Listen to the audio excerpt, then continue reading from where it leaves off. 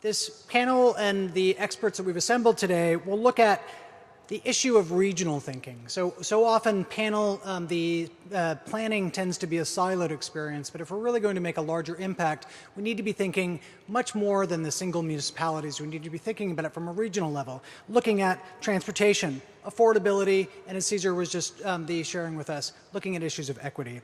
And we've assembled a really impressive array of folks today. Let me give them the quickest of introductions, and then I'll turn it over to the moderator. We have Scott Bernstein, the president and founder of the Center for Neighborhood Technology. We have Robert Puentes, who's the senior fellow from Brookings Metropolitan Policy Program, and I should add is an Intelligent Cities advisor on this project. We have Carolyn Young, the executive director of Communications and Technology from Oregon's TriMet Transportation Agency. And our moderator today will be Benjamin de la Pena, the associate director of urban development at the Rockefeller Foundation. Please welcome the panel. Benji, take it away. Thank you so much, Scott. Good morning, everyone. It's been a great morning so far, and that was a fantastic framing from Cesar on the kinds of disruptions we need to get to. I'll start our panel with a bit of framing in terms of how regional thinking or regional approaches to planning kind of cascade down to transportation, equity, and affordability issues. And I think Portland, with Carolyn's, they imposed the region and the metropolitan system. Most of our other cities have to deal with jurisdictions and layers of jurisdictions. The Washington, D.C. area is one great example. You've got the district, you've got the 2 counties, you've got the National Planning Commission and whatever other levels of government jurisdiction that we have to deal with. But what we do know is that our metropolitan regions account for about 85% of our population. Is that right, Rob? And 75% of our economy. So that's where things happen, except we have to govern them from this very fragmented regional approach, or rather fragmented municipalities, and it's very hard to get a regional approach to things. So I'll preface it with, there was an article in March on the Design Observer by Thomas Campanella. I don't know him personally, but he's from University of UNC Chapel Hill, and the title was The Death and Life of American Planning. And he traced the arc of American planning from what we talked about earlier, the earlier panel, the Robert Moses, we're going to solve the city approach, to the failure of that and the rise of Jane Jacobs. We have a small claim to fame in Rockefeller Foundation. We gave a grant to Jane Jacobs when she was still unknown to write The Death and Life of Great American Cities. Bit of a plug there. And Jane Jacobs telling cities and planners, you have to pay attention to the grain of the local. That's where cities happen. And then planning retreated to that and said, oh, we can't do these mega projects anymore. We have to look at what really happens. And most planners, the role became facilitative, participative, asking what the public, how the public thought about the plans. And it also became smaller because it became the neighborhood. If you could get to neighborhood scale, that was pretty big. But it was very hard to put together large-scale regional plans. And that's because of the arc of that. So one question is, which Armando Carbonell from Lincoln Land Institute says, is that will these technologies, will the intelligent cities, allow us to scale back planning, give us a regional scale on planning again? And the 2 pieces of work that Scott's group and Brookings have recently released, Brookings on transportation and affordability, and Scott CNT on housing and transportation affordability, take that regional scale. So I'll start it from there, and I'll go to Carolyn on the experience in Portland and TriMet. Are these technologies allowing us, will they facilitate much more regional thinking? I'll start. There was a similar article that came out in 1990 on the death of American planning, and after the ICE-T law passed mandating regional planning, it looked like we'd created a full employment act for planners. And it also created a framework, though, that forced us to look at performance. Our own work, we asked the question, is there a false economy here helping people see cheap housing prices out in the suburbs if you're not counting transportation costs? GIS came around at the same time, and we were able to answer that question right down to the census block group level for all 337 metro regions. And the answer turned out to be that when you measure affordability in standard terms as the cost of housing is a ratio to income only, 70% of households are living in an affordable situation. Their neighborhoods are affordable. When you count the transportation costs and change the index, 45% of income for the sum of the two, it drops to 40% of households. That shrinkage almost everywhere is a 30 to 50% reduction in the number of households that can actually afford to make it where they're living. And you see that at the regional scale. You can't see it at the neighborhood level. Right. But if you say regional scale and you just make it a one-size-fits-all number, you can't see it either.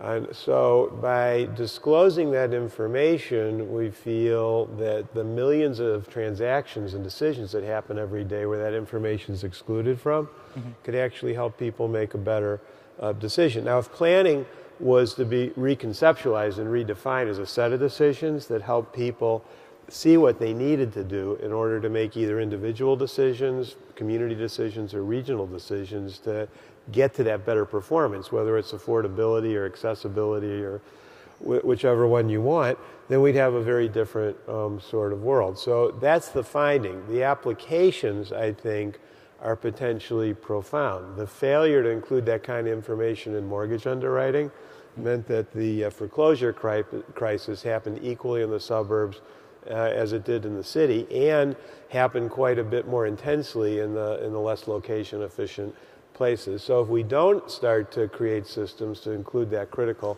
information, I don't see how we could meet this elusive goal of equity by sending people what into effect were poverty traps. I'll explore that with you further, that you were talking really basically about the information asymmetry, I'm both also, for the individual. Information asymmetry and also building it into planning. Planning is about the business of giving the people they actually need in order to avoid those risks, as opposed to planning to get the project done. So the information asymmetry was at both scales, both the individual not really making a fully informed decision, and cities or municipalities not having all data or having only control of particular responsibilities in that area. Or in the worst case, the regions making decisions collectively, thinking it's better because it's in the aggregate, but not looking what was happening down at the local scale. At the scale. Rob, can you tell us a little bit of the recent study you have? And sure. I mean, the genesis behind it is kind of the issues we've been talking about here already today. I mean, we knew based on other work that we had done, and Scott and other folks. So, I mean, across the board, poverty is suburbanizing, more poor people living in suburbs than in cities. Jobs are decentralizing. There's a lot of good things happening in a lot of center cities, but for the most part, jobs are being blown out to the metropolitan fringe. And in many areas, we're a growing nation. And so given all these large trends that are going on, we want to look at, well, what does this mean during this time of economic recovery for people to access these jobs that are out there? It's not good enough for just creating jobs. We have to create jobs that people can actually get to. And so we wanted to look at this issue of transit accessibility. How well can people access jobs via transit within a reasonable time frame? And we thought that was a pretty easy question, and I think if we knew how hard it was going to be to figure that out, we never would have done it, because there wasn't an aggregated database of transit networks in the country. There's a lot of good work that Scott and other folks had done on a lot of rail transit. We had a lot of the major bus systems had made some of their information available, but given this topic that we're talking about here, we wanted to make sure we were incorporating the suburban systems as well.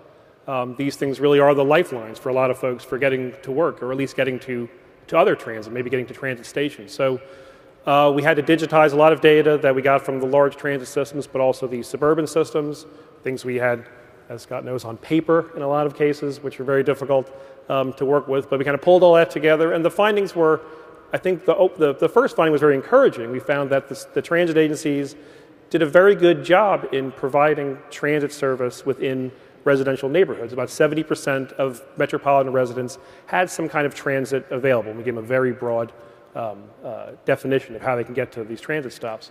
So 70% we thought was pretty good. But when you looked at then how well folks could get to employment, those numbers dropped dramatically. The average or the typical metropolitan resident could only get to about 30% of metropolitan jobs within 90 minutes by transit. So that's a very, very generous time frame, very generous walking distance, and still very low numbers we saw. And a lot of this wasn't due to the fact that, well, the transit agencies weren't providing the service. It was in light of these larger metropolitan trends. When poverty is suburbanizing, when jobs are being blown out, it's very hard for them to provide efficient and adequate service. It's almost like running up a down escalator. And so the recommendations and the application that we had for this was not that, well, it means that transit agencies need to start building rail all the way out into the suburbs, it doesn't make economic sense. It doesn't make kind of, spatially efficient sense either.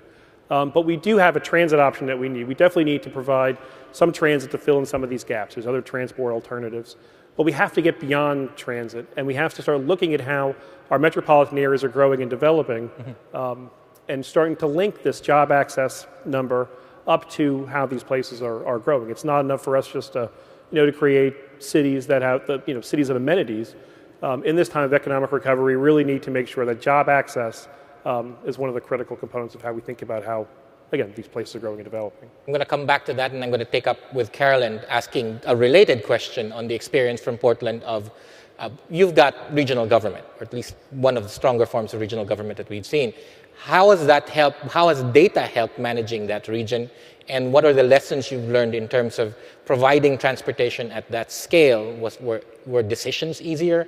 Was information easier? Because Rob was talking about just the ability to aggregate all that data, and I think that's a key point someone has to make about it's very hard to get an intelligent city if you don't have the intelligence, right, from the data. So, right. Well, I think following up on what Rob was talking about, transit systems by their very nature are regional. People don't just live in a city and have a job in the city. They're traveling all over the place, back and forth, city to suburb, suburb to city. And so the planning for a transit system has to be regional in nature. We have 3 counties and 26 jurisdictions that we deal with in the Portland metropolitan area. The key is that you have to tie land use to the transit. I think that's the lesson learned from Portland, and that's what really comes out in the study from Brookings, is you need to have job centers located in an area that's accessible to transit.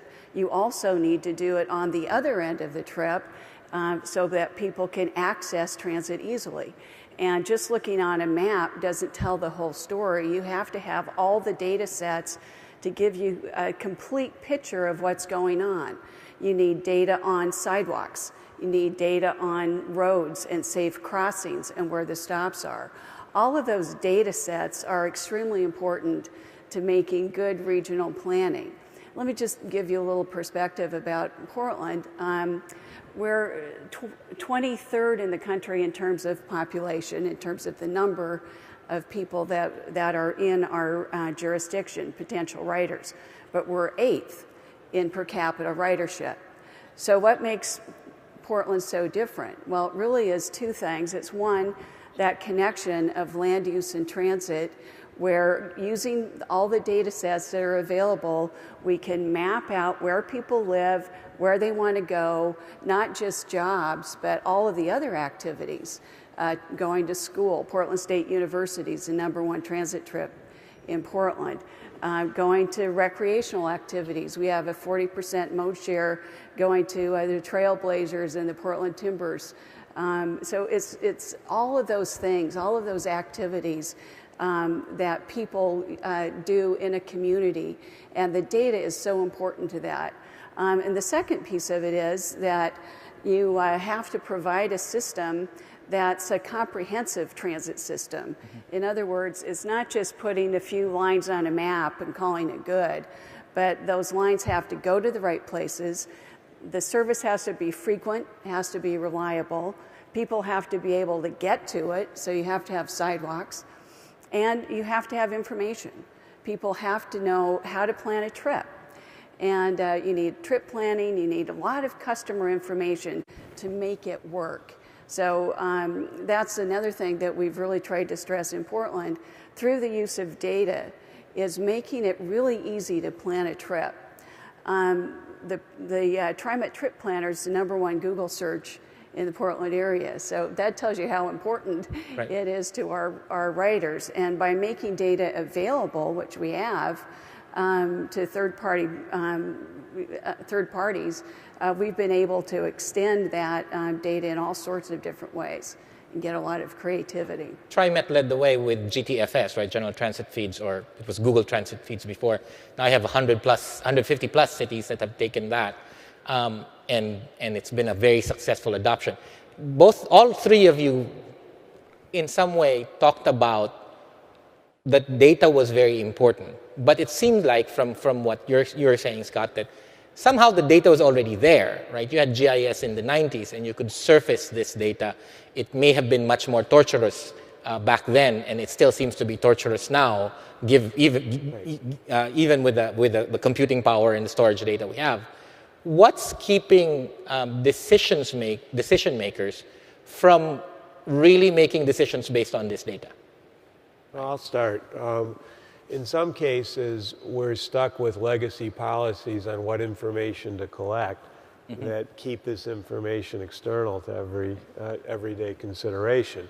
Some of those are within the Census Bureau, some of those are in the Federal Transit Administration, and then there's a similar set at the state and local area. The old idea was that you invested in transportation systems just to improve connectivity and reduce travel time and mitigate congestion. When you switch to accessibility, that's still important, but you're also interested in reducing the cost of living, creating and capturing value locally, creating jobs or accessing jobs, and all of those add up to a lot more value. Ironically, we're in the middle of a recession where all this information is desperately needed. It's an economic recession, not just an accessibility or a congestion recession, and so we really need it, and the data is only just becoming available. I think the other, so we need to redefine the purposes of transportation. The other problem is, as important as what both Rob and Carolyn are saying, the journey to work is only one trip out of 5 taken in metropolitan America. And the other purposes, such as shopping for food, are important too. I don't know about you, I can't get over the habit of eating. So if I can't walk to some place to shop or eat, I'm going to have to find some way to go. And if the transit won't get me there, then I'm going to have to, unfortunately, swallow hard and purchase another car or find a way to share a car with somebody. And so when you add, the final thing is that there's no sense of what transportation actually costs in the aggregate in the region. In Chicago, households alone are spending $30 billion a year in the region in cash out-of-pocket outlays, and then another $3 to $4 billion a year in public investing. This is the case in most of the country, that the sum of federal, state, local money is only about 12% of total outlays. 1/3 of that's federal, and so it adds up to about 4% of the total, which gets 100% of our attention in terms of lobbying. That doesn't work. Over the 30-year planning period, we'll easily spend $1 trillion in Chicago on transportation, and most people are hiding behind the statement that there's no willingness to pay. And what there really is a lack of clear choices that are being presented. So if you want to solve the problem that Rob's study has shined a light on, you have to step back and say, is there an economy of substitution here? And the answer is yes. If we don't dump the cost of an extra car or two per household on the traveling public, then there's the money to invest in a robust system with various types of transportation matched to various needs. But if we say we're not going to touch that, let's go find another $30 billion a year, well, forget it. It's not going to work. So there's some hard choices that have to be posed in order to wrestle with this. And I think part of the other problem is that we still are so highly compartmentalized. I think one of the characteristics of an intelligent city would be one that is more kind of linked up and more holistic. I think everybody in this room knows that issues that we've all been talking about, housing, transport, environment, energy, education, all these things are connected, fundamentally connected.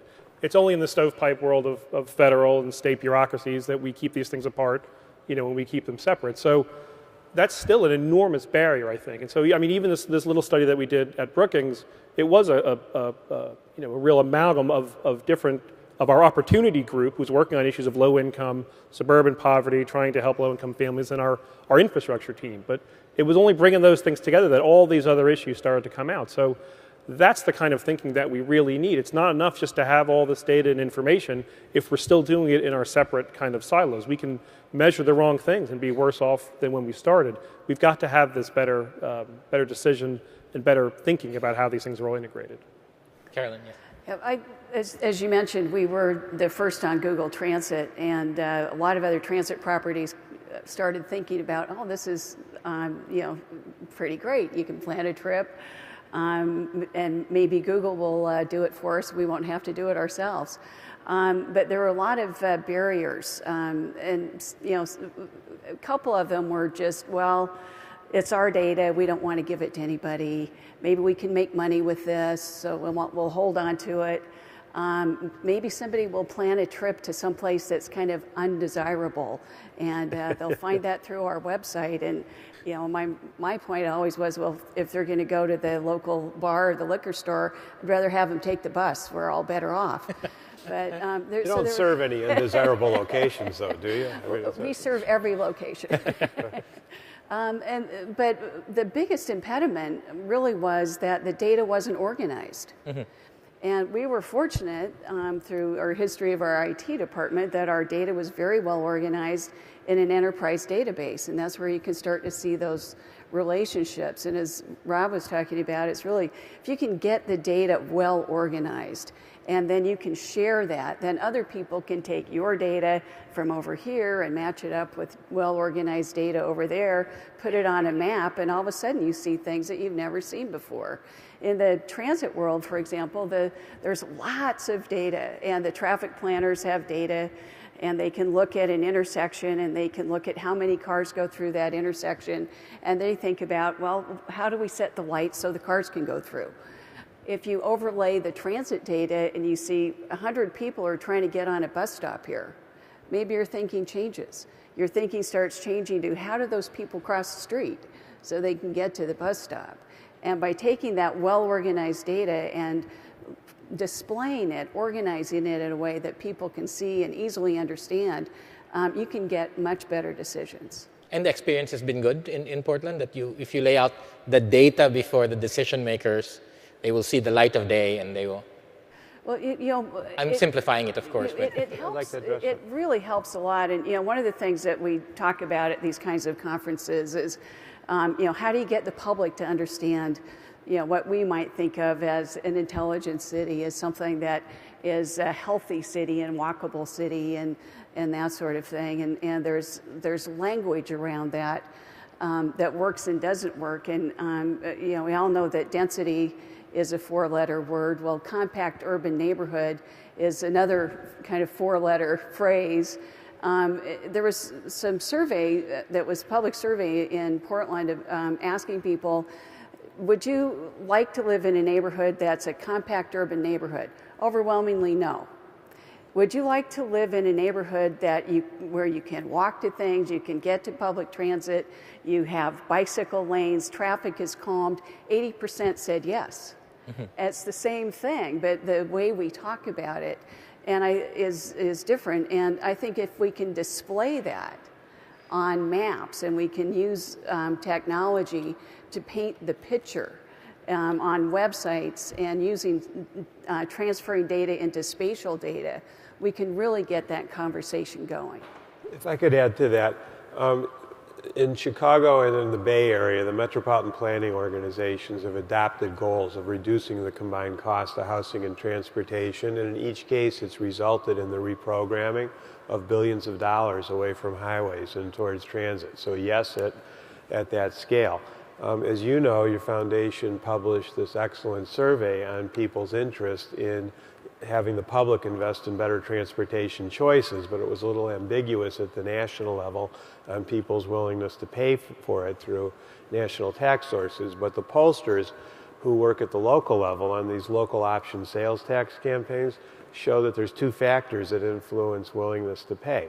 One is an appreciation of what the cost of inaction is, and the second is a willingness, despite the mistrust of government, to trust local government, if they're the implementer, to be more accountable than a national or a state level. And the 2 of these together, I think, have profound implications. It shows that if you restudy the last 12 years of these campaigns for self-taxing, that in the presence of information about the value of a choice, people end up making the better decision. Finally, in Portland, in Chicago, in the Bay Area, New York, when we've mapped out where did the foreclosure crisis happen, overwhelmingly the fastest rates of growth were in the least location-efficient places, the places with the least choice.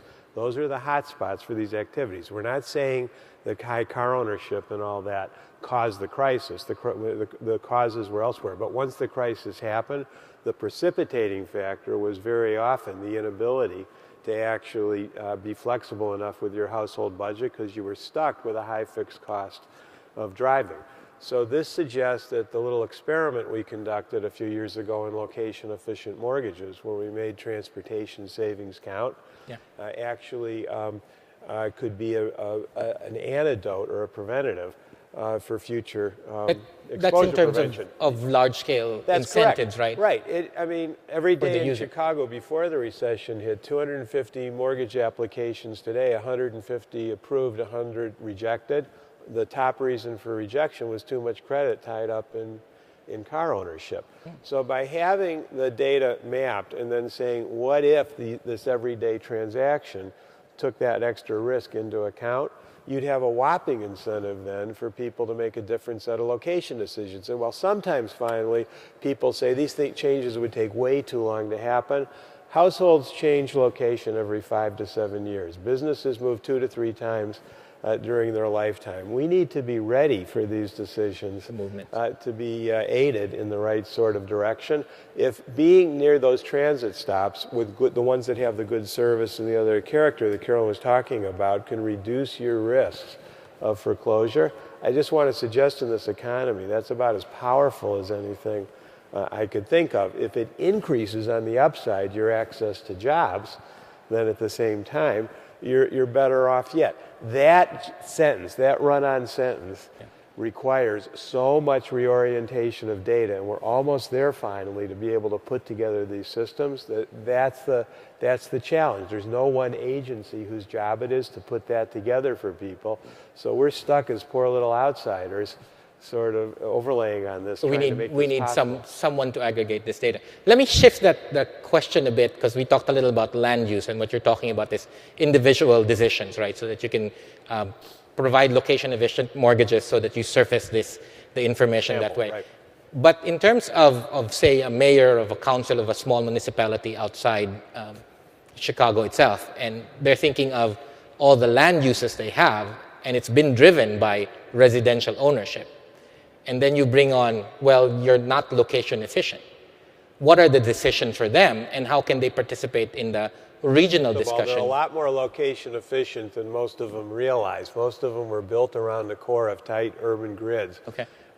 Most of them, by 1902, all U.S. cities all U.S. cities of 5,000 or more actually had street railway systems, and that's why downtown America looks so uniformly similar at every place. That tight grid and the streetcar planning went together, and the grid didn't go away when we started spreading out and the streetcars failed.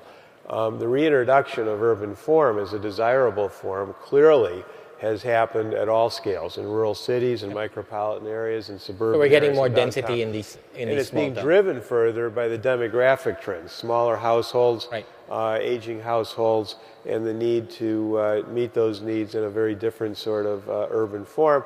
And so I think that's the first thing to tell them. The second thing to tell them, and I think Rob's data shows this quite clearly, we need a jobs-to-people policy, not just a people-to-jobs policy. Okay. If we use our scarce incentive money to put the jobs where the workforce is, the solution to both these problems becomes very straightforward.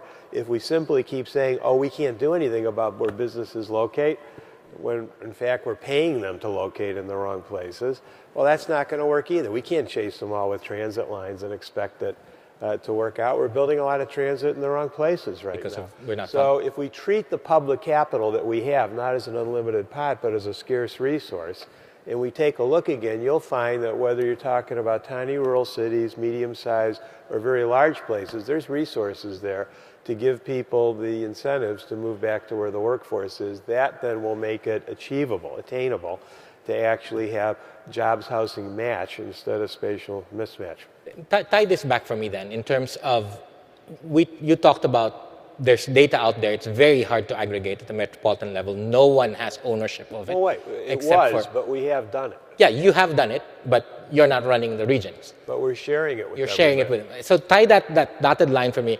Is the aggregation of information at the level of, say, a Brookings or a C&T, then dots into, yes, these metropolitan regions will make better transportation investment decisions, better decisions for housing affordability, and better equity decisions? You heard Zav Briggs this morning say that the administration's looking at an incentive system, something like Race to the Top in education, where they would condition additional federal assistance on the demonstrated willingness to meet certain goals. So combined housing and transportation affordability, better jobs access, local value creation, and capture better communities would be some of those performance measures that at the moment not all regions would be above average on. So the ones that are willing to actually move in that direction would qualify either for extra direct grant assistance or for risk sharing, as they're proposing in LA, where they're basically saying, you give us a loan guarantee, we'll build out all 13 new lines at once instead of waiting 30 years to do it. And it seems to me that that's not a bad deal. Yep. And the point I think is very well taken. All this data information doesn't do us any good if it's living on the Brookings servers or the Center for Neighborhood Technology servers, and you have to ask us for the data, and we have special studies. It's not. I don't think that's what either one of us want to do. And so, the housing and transportation work and the Brookings job access work, both of these efforts have have an internet-based component to it, so anybody can go and look at the H&T data or look at the jobs transit data down to the neighborhood level, I think in both cases. Very usable, very accessible, and people can customize it any way they want. And the idea, I think, is for it to be used then as people make decisions, whether it's based on federal grants on infrastructure or whether it's based on business location decisions, whether it's based on residential choices that both the data can be used for. So I think there is an understanding that it's not enough just to write big fat books, or to have this stuff that's just kind of contained somewhere, but it has to get out there, it has to be democratized, and it has to be made accessible. We had a little test of this last year. The applicants for the Regional Sustainable Communities grants and the Challenge grants and the Tiger grants all had to address transportation affordability, and we built them a web access tool so the two agencies, HUD and DOT, could mimic what it would look like if it was sitting on their servers. We've proven it feasible. We're working hard now to migrate this data into the public domain and to, frankly, make it a requirement that it be considered. The federal money is too scarce to be able to say you don't have to consider these things. And I think this is what performance means. It might mean saying no to some proposals that don't make sense. And we haven't done enough of that in the past, and we're paying the consequence right now. I hope that's what it would do. Yeah, hopefully that's what we do. Let's talk a bit about, all gonna work out, Rob. So we're talking generally about transportation, land use decisions. I want to surface the issue of equity and how can we use, and Senator McDowell just talked about framing, right? How are we using this to really frame the equity issues within a region? Because it's very easy for vulnerable households to fall through the cracks as you talk about large transportation investments or efficiencies within the region. Carol? Well, what is Portland doing in terms of TriMet? Equity is extremely important to us. One of the things that we found looking at our data sets is that when there's good local planning and that lines housing up on transit corridors, that's where people live, and you need affordable housing along those corridors. Those are the corridors where we put our best transit, our service that comes frequently, it's reliable, it's all day, it's into the evening, it's on the weekends. And when we overlay those transit corridors with our data from population and minority low income, those are the areas, they line up perfectly. In other words, you can meet your transit equity goals by putting your best transit out where you have the highest ridership. So if you look at ridership as your goal, you're meeting transit equity. If you're looking at, I want to jump 10 miles out into the suburbs, build a 5,000 space parking right so that people can drive their cars and take the train into the city, you're not meeting your transit equity goals. Rob? So we drilled down a little bit deeper into our work, and we tried to look at the neighborhood characteristics and then the characteristics of the jobs that were out there. We found that there is this kind of transit mismatch or paradox, because the lower income households lived in neighborhoods where transit coverage was tremendous, really quite good. And the higher income households, the higher the income got, the less the transit coverage was. So there was that's a very positive story, I guess, maybe for low income families. But then you looked at what kind of jobs they could get to, and the low skilled jobs that these low income households may be the most qualified for are the ones with the least transit access. Mm-hmm. And the high skilled jobs, mostly around the fire, white collar jobs that are concentrated in the downtowns, are all very accessible. So mm-hmm. there is definitely this mismatch, as we've been talking about. And when you look at kind of regional planning, when you look at some of these larger efforts to connect these issues, we kind of leave this piece out. So one of the recommendations we had was it's not enough just to look at these regional plans on a kind of a sprawl and smart growth kind of perspective, but you've got to pay attention to this job skills mismatch, because it's very real in almost every single metro area that we looked at. We took a look at this in a couple of different ways. In the state of Illinois, we worked with the Illinois Housing Development Authority to analyze what the impact has been on households of the location decisions they made to provide subsidized housing. And prior to last year, there was a perverse incentive in place to use the cheapest available land. It was overscored in the Illinois scoring system, which kept the housing affordable, but actually in some cases increased the cost of location because of transportation. And I say last year because the General Assembly passed a law requiring the consideration of the combined costs. So anybody can get that study on our website and can copy that state law now, and hopefully will. In the Bay Area, the Metropolitan Planning Organization there used our analysis to decide to issue a challenge grant, Ben, to foundations to match them on putting together a fund that would pay for the pre-development costs associated with land acquisition next to stations, based on the observation that that was perhaps the best thing they could do to combine that. And that worked, and the foundations and local CDFIs kicked in, and that was announced 2 weeks ago, and there's at least 6 others ready to announce, and probably consideration of 20 more like that. And I think that, and then finally, as Rob points out, there's some chinks in the system. I mean, both of our analyses on jobs are based on where the job centers are.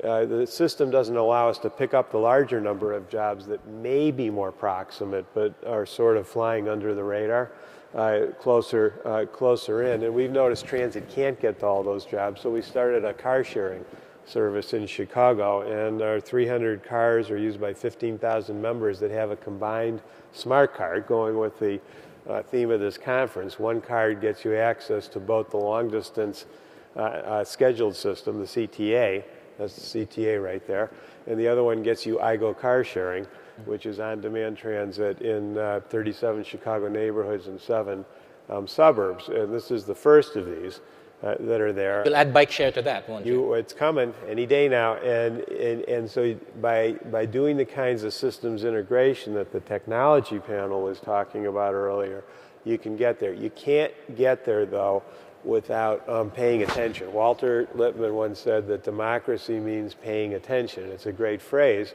because A, it implies a mandate for participation in these decisions, but B, you can't do it unless you provide the information. It's no good providing these high-tech apps on 1920 styles information, and it doesn't work, and in some cases it even forces money to bypass people who need it the most, and that's as inequitable as you can get. So if what we're proposing is the case based on these studies, provides risk reduction, cost of living reduction, and protection for vulnerable households, then we need to accelerate the use of this information and actually making these decisions count. Otherwise, you'll continue to have a widening gap between rich and poor, and that's about as inequitable as I think we can get. Okay, so at the level before I'm sorry, Carolyn, you're going to... Oh, I was just going to mention one point that we've been talking about this on a regional scale, but looking down at the micro scale is also important. But you can cite a large facility, a large manufacturing facility, not too far out in the suburbs. You can put a train out within a half a mile of it.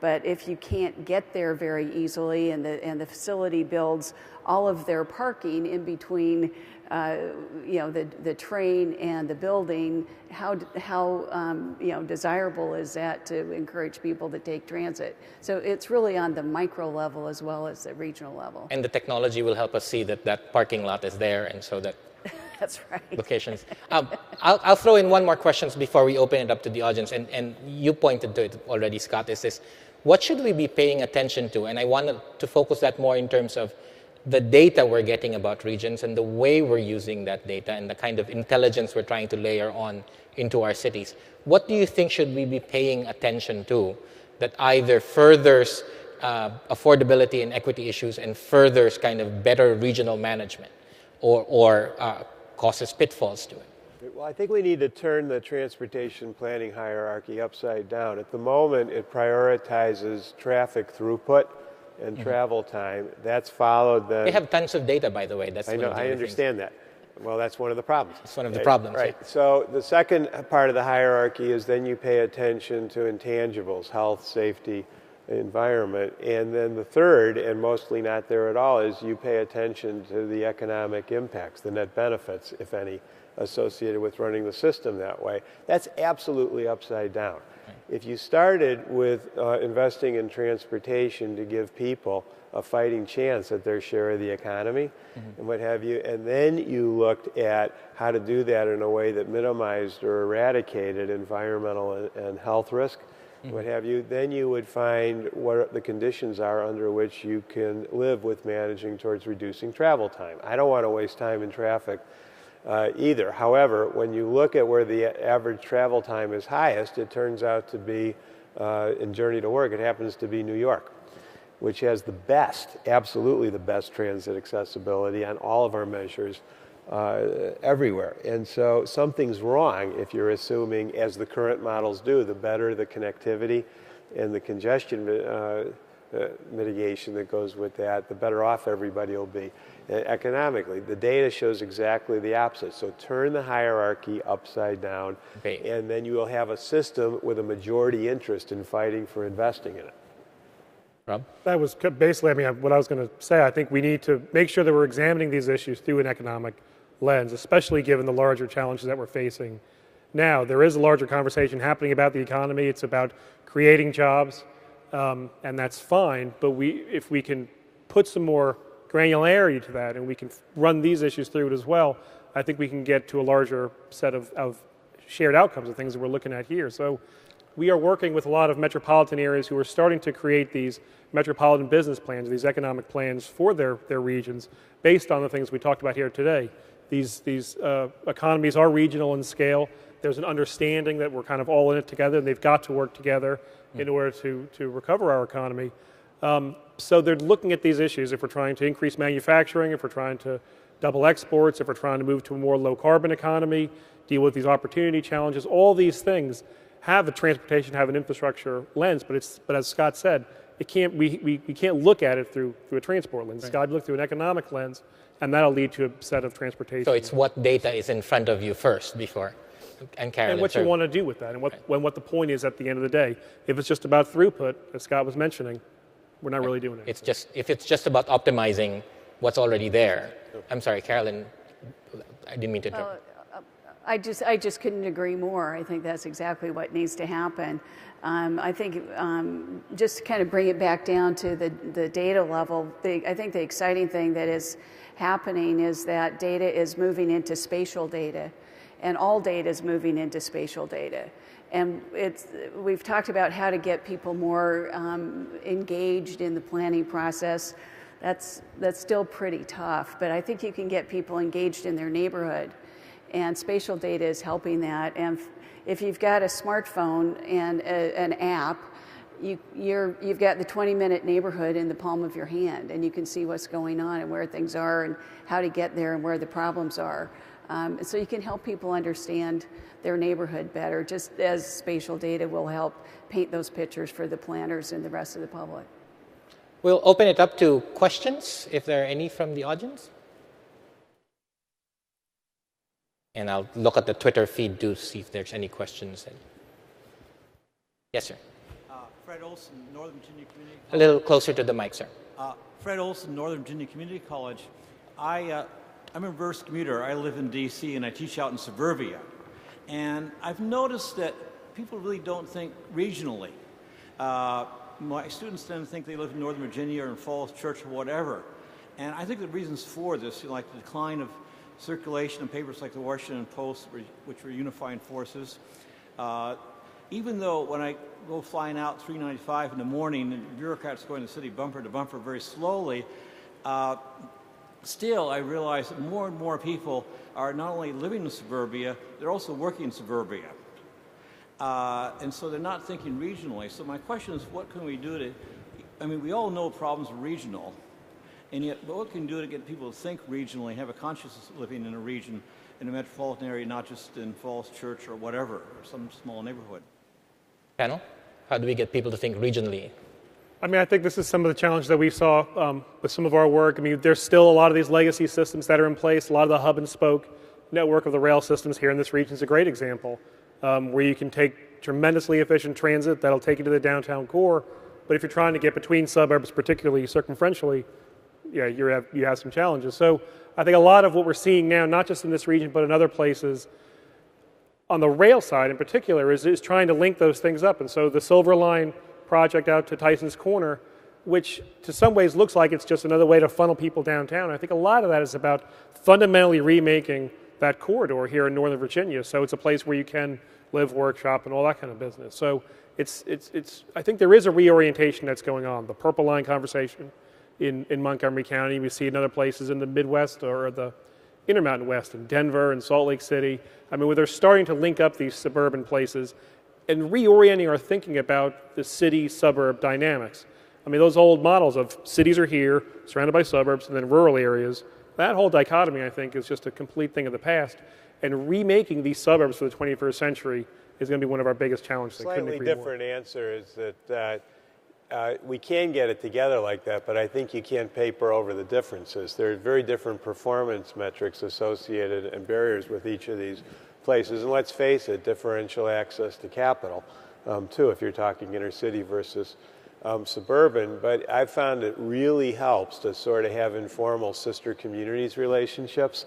If you put Highland Park in the north suburbs together with Garfield Park in the inner city, you notice how everything has a park after it, then they find out they have a lot more in common than separate. And in fact, the suburban jurisdictions who are late to the game on TOD are learning a lot from the inner city TOD practitioners in some cases. So when you organize regionally and put these committees together, the last thing you want to do is put the suburbs on one committee and the inner city on the other, or the working class industrial suburbs on one and the white collars on another. If you can't break down that basic barrier, you shouldn't even try and do it regionally. And finally, I've noticed there's just a lot more commonality between central cities, central counties, and some of the ex-urban former satellite cities than there are with the most newly minted suburbs, who unfortunately, let's face it, can demand equal attention with the older communities. I mean, every mayor counts more than every single existing informal community or ward does in a regional sense. And why should anybody want to give up their representative rights is a good question. So you have to show that by doing it together, there's going to be better collective access to capital. So there's a lot of the other facilitation. things that you need. Yeah, you got to aggregate on that level too, and you got to be honest about the differences, or you're never going to get to that point. Question from this side, and I'll turn to you, sir. Hi, I'm Jane Ward from GW School of Public Health again, and I wanted to wave the public health banner. I was definitely agreed with the comments on all the stovepiping that exists in the planning for housing and transportation, and I wonder if anybody has overlaid the public health data along with those, because I think that you're going to find that there's a huge downside to public health from our current transportation planning. The American Public Health Association contracted a study released a year ago that estimated between 300 and 400 billion per year negative health impacts result from our current transportation emphasis on single commuter in their own car, you know, spending a lot of time and stress back and forth. And with 1 out of 3 Americans born since 2000 estimated to become diabetic by 2050, we really need to look at how do we prevent, in every single way, transportation planning included, how do we prevent diabetes, which is basically a sedentary lifestyle disease. Well, I'm glad you raised that. As you know, these exposure studies showing exposure to fine particles on so-called busy roads, the threshold's actually pretty low. It's a road with at least 10,000 vehicles on average per day passing a given point within 300 meters. So we actually mapped that out in Chicago and found that 72% of households in the whole region were at risk, and the intensity of the risk was, very high in the central city where 3 or more expressways came together, but in the aggregate was highest in the suburbs, because where are you going to build a subdivision? Well, you're going to build it in the place that gets you closest to that busy road.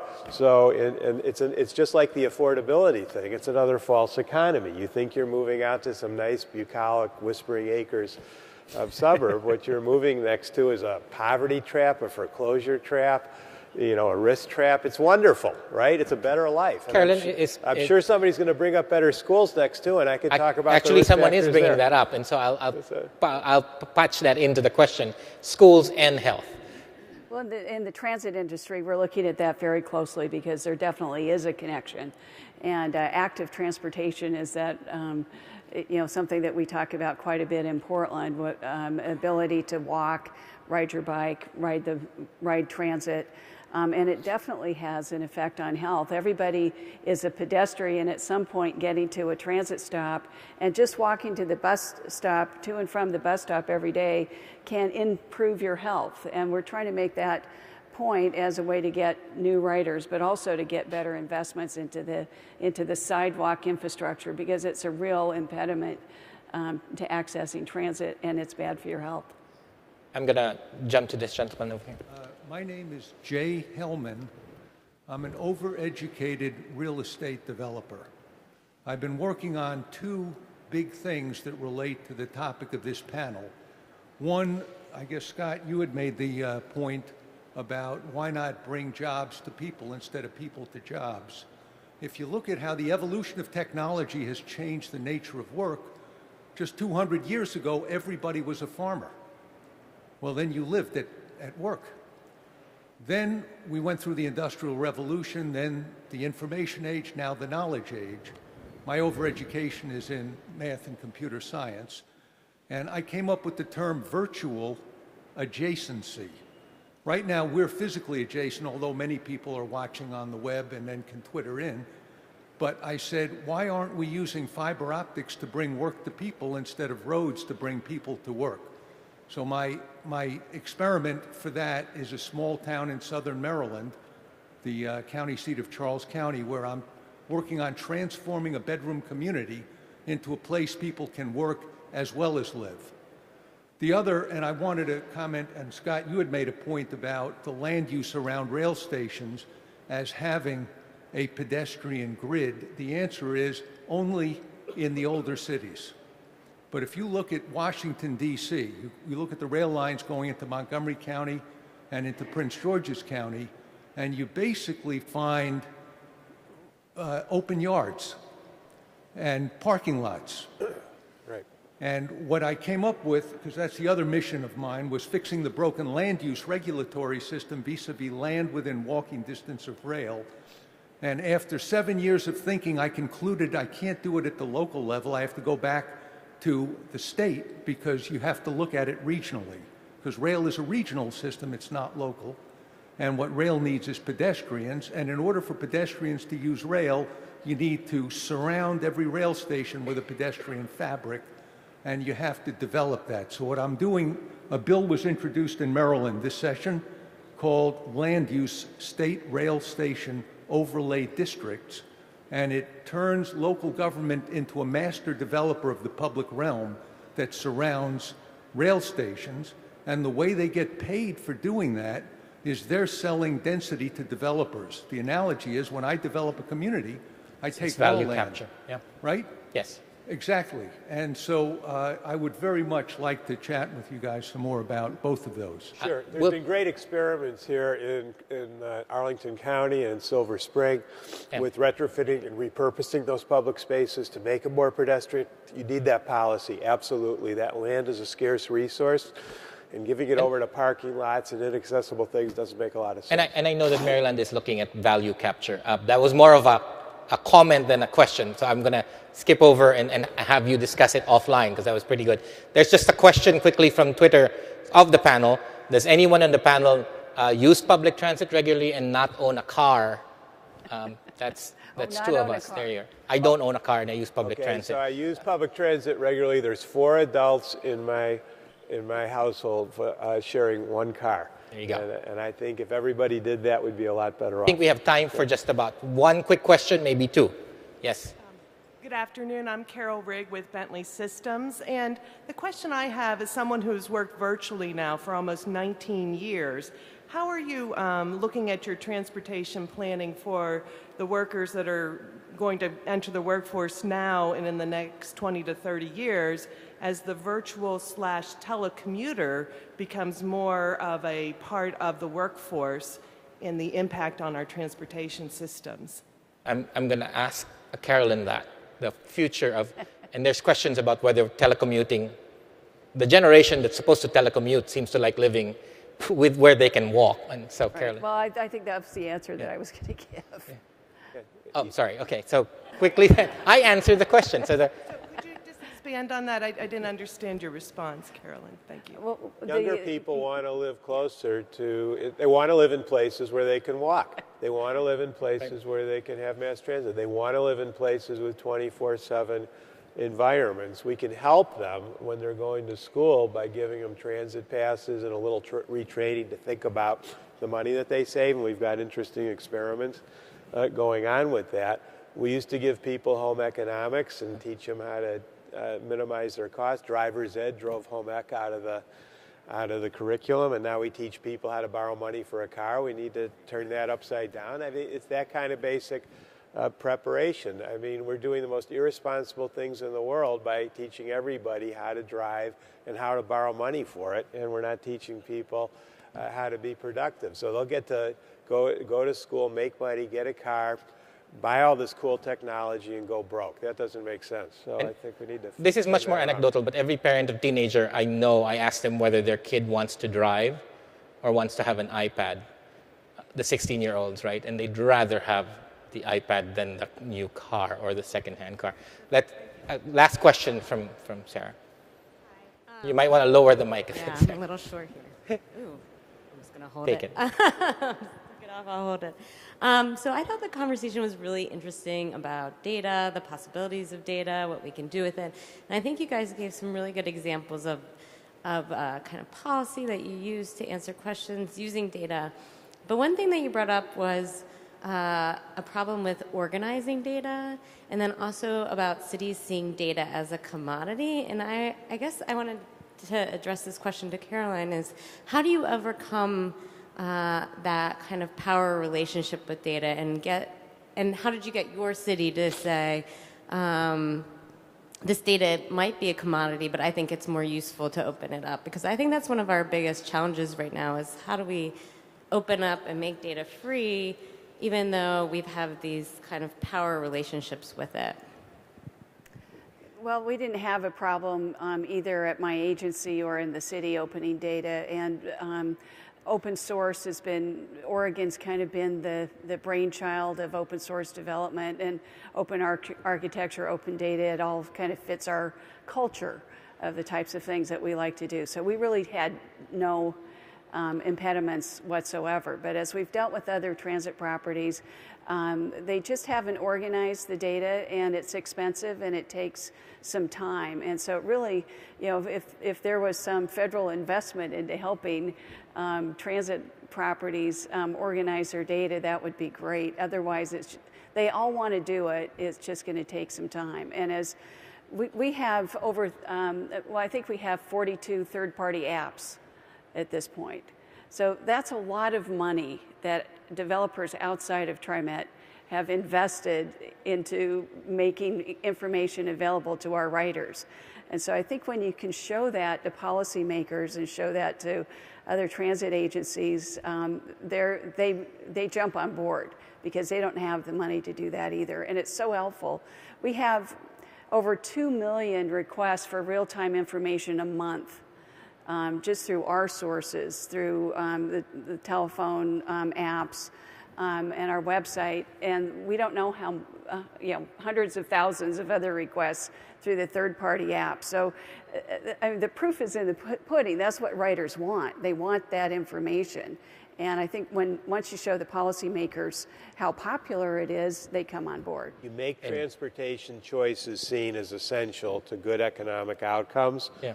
If you do that first, then you can make the case that it's compelling and you could build the demand for it, whether it has to happen at the federal or at the state level or what have you. I totally agree on the federal instead of Rob and I both found out we were doing the same survey halfway through of transit agencies on the frequency of their services. So now we have a federal government that doesn't do it and two of us that do it on the outside, but no systemic change. So there's obviously a long way to go to get organized. Well, thank you very much to the panel. I'm being signed cut now, and it's been a really good discussion. And thank you very much for staying with us.